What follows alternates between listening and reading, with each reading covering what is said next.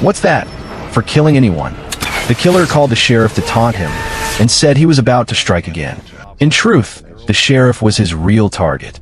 As the killer raised his gun, he saw two women walk up to the sheriff. One of them patted the sheriff on the shoulder, and the killer guessed she was his wife. He even said, "By the way, you have a very pretty wife," and the sheriff's reaction confirmed it. Then, the assassin shot her. Before the sheriff could reach her, chaos followed. This was revenge for the sheriff repeatedly ruining his plans. What made it worse for the sheriff was that his wife had planned to tell him she was pregnant that night. She died in his arms.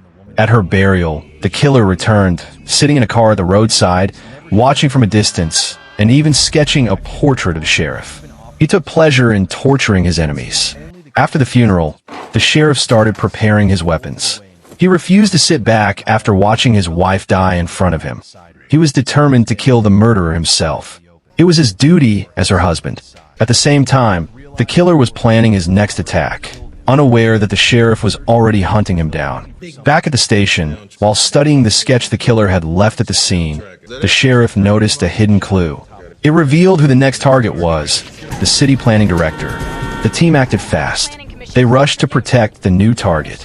The sheriff quickly informed his superior and asked for armed backup. Meanwhile, the killer was already near the director. He took a rectangular box from his trunk. It clearly held weapons. A large number of armed officers arrived at the federal courthouse soon after, anticipating the director's arrival. They locked down nearly the entire area. Nothing could get through, not even a fly, let alone the killer.